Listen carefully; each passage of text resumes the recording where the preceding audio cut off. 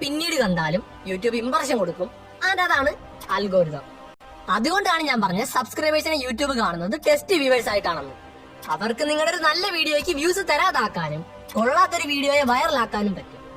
എന്നാൽ നിങ്ങൾ ഈ സബ്സ്ക്രൈബേഴ്സിനെ ഷോർട്ട് കട്ട് വഴി കൂട്ടിയാൽ എന്ത് സംഭവിക്കും? അതാണ് check point 2. First short cut എന്നാൽ എന്താന്ന് പറയാം.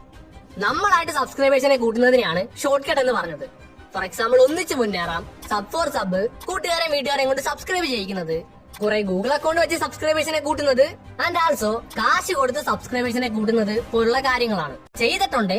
ഇതെങ്ങനെ പരിഹരിക്കാം എന്നുള്ളത് ഞാൻ പറയാം. ഫസ്റ്റില് പറയാനുള്ളത്, നിങ്ങൾ ഇതിൽ ഏത് തന്നെ ചെയ്തിട്ടുണ്ടെങ്കിലും അതിന്റെ എല്ലാ ഔട്ട്കം ചാനൽ ഡെഡ് ആവും എന്നതാണ്.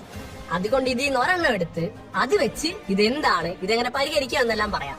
കാരണം ഞാൻ നേരത്തെ പറഞ്ഞല്ലോ, നിങ്ങൾ ഇതിൽ എന്ത് തന്നെ ചെയ്താലും ഒരേ രീതിയിലെ സംഭവം നടക്കത്തുള്ളൂ. സോ ഞാൻ ഒന്നിച്ച് മുന്നേറാൻ വെച്ച് കാര്യം പറയാം. അതാകുമ്പോൾ നിങ്ങൾക്ക് പെട്ടെന്ന് കാര്യം കത്തും. എന്താണ് ഈ ഒന്നിച്ച് മുന്നേറാം? സംഭവം ഇത്രേ ഉള്ളൂ. ഒരു വീഡിയോയുടെ താഴെ കമന്റ് ഇട്ട് അതിന് റീപ്ലൈ ഇടുന്നവരുടെ ചാനൽ ഞാനും സബ്സ്ക്രൈബ് ചെയ്യും, അത് ആ ചാനലുള്ള ആള് തിരിച്ച് എന്റെ ചാനൽ സബ്സ്ക്രൈബ് ചെയ്യും. ഇങ്ങനെ പരസ്പരം അങ്ങോട്ടും ഇങ്ങോട്ടും സബ്സ്ക്രൈബ് ചെയ്ത് സബ്സ്ക്രൈബേഴ്സിനെ കൂട്ടുന്ന കുറുക്കു വഴിയാണ് ഒന്നിച്ച് മുന്നേറാം എന്ന് പറയുന്നത്.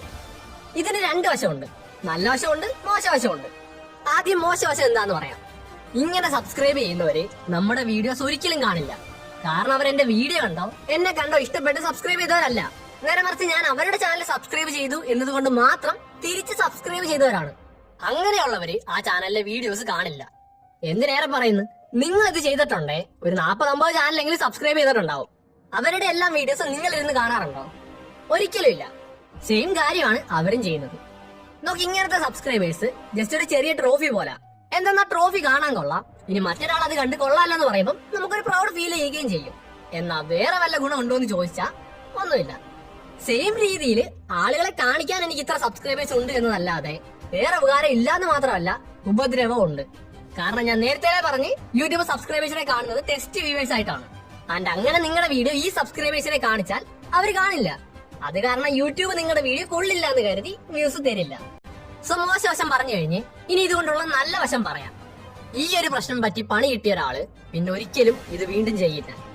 തെറ്റിദ്ധരിക്കാൻ വരട്ടെ, കാരണം ഞാനിത് പറഞ്ഞതിന്റെ അർത്ഥം എനിക്ക് നിങ്ങളെക്കാളും കുറെ കാര്യങ്ങൾ അറിയാം. ഞാൻ പറയുന്നതെല്ലാം ശരിയാണ് എന്നൊന്നും അല്ല, മറിച്ച് നിങ്ങളെക്കാളും കൂടുതൽ തവണ ഇതൊക്കെ ചെയ്ത് പണി കിട്ടിയ ഒരാളായോണ്ടാണ്.